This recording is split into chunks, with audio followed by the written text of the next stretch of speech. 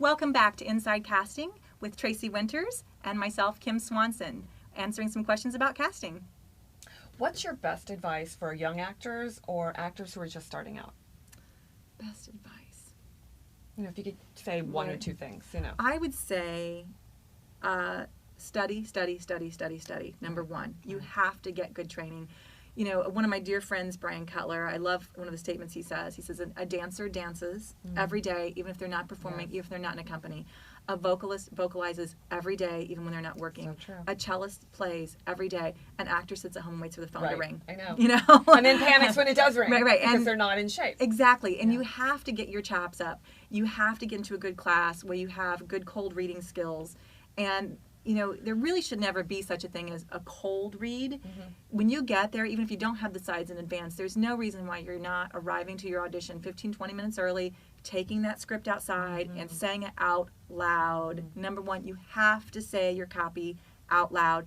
Actors tend to, you know, pick up their copy and they go, and then they go in and then it comes out and you see this look on their face of, oh my gosh, that doesn't sound like it sounded in my head when I said it to myself. You know, you have to say it out loud. But that comes with practice. Sure. And if you're not getting to audition a lot yet, the way to practice that is in a good class. Perfect point. And I do believe that a good class should include a camera with playback. Okay. You know, and another one of the statements that Brian shares with me, and it's such a perfect statement, is I think that teaching acting without a camera is like learning to ride a horse without a horse. Oh. Yeah. You know, you have to, I think seeing that playback is really important. Good point. Because I think that a lot of the mistakes actors make once they're on camera, they don't realize they're making till they see themselves played back.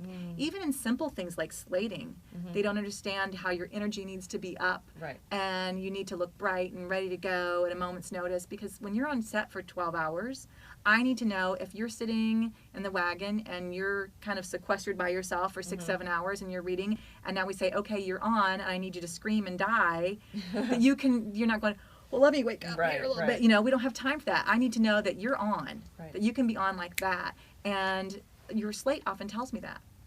Perfect. So, you know, so even those little things that you don't realize you do wrong, you can find out with playback. I've had students who've gone to class in playback, they go, wow, I didn't realize I was so boring. Oh, you know, I didn't realize my energy looked so low. I felt like I was really great energy, and then I saw it played back. I was like, ooh. Good point. Wasn't what I thought it looked like. Right. So I think camera work is really important. Right, because it is a visual medium.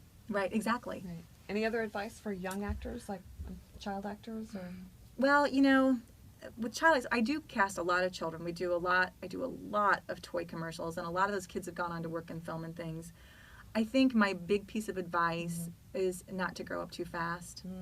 I saw an interesting interview with Ron Howard once, and I think it was on like Letterman or something, and they were talking about how, he said, why did you manage to stay so normal when so many other children actors of your time ended up with so many issues? And Ron Howard said, you know, he remembered being on set with Andy Griffith, and he was just acting out. He realized the power. Wasn't that a great interview? He realized the power that he had, and he decided just to act up, just because he thought he could get away with it. And Andy Griffith took him and put him over his knee and spanked him and said, you are the child, I am the grown-up, everybody go home. And he called the day, and everybody left in the middle of the day, and they said, if you don't straighten up, you will not be on this set anymore. And then he realized that he was the child, and there was a real comfort level in that. And I think that all too often in Hollywood or anywhere else on camera, people forget that these are still children. And they're afraid to discipline them. Oh my gosh, we don't want to upset them. If we upset them, they won't do well on camera. Let's give them the 25 green M&Ms they want, and let them bounce off the walls.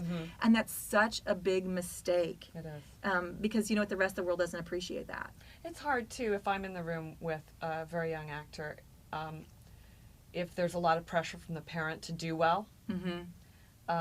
You know, so I always try to establish a little bit of a personal rapport. I know I'm not your mommy, but we're going to pretend for a minute that I am your mommy. So we can get that child, they have that wonderful childlike spirit, and I think that's what we're both talking about. Exactly. Right? To be able to keep a hold of that. I think you're exactly right. And honestly, when I have auditions, parents aren't allowed. And that's the case, I think, with most casting directors.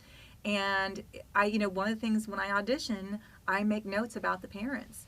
So the director knows, do I need to have them off in another room with a monitor, and do I need to keep them separated from their child when we're on set? Right. Because sometimes that can be a real detriment to a child's career. Unfortunately, parents do more damage, meaning well. Yes, always meaning well. And, you know, trying to, they'll oftentimes coach the child in advance if they have sides or they've seen a storyboard. The kids come in coached a certain way, and then when I give them the real direction, they're lost. They can't do it. They can't bend to it because it's been so ingrained. You're going to audition today, and when you audition, you're going to walk in the room and you are going to do this way. And they want to please their parents, and now they've got somebody else they're supposed to please, and now they're really confused as a child. So I think the worst thing a parent can do is over-prepare your child. Let them be their child.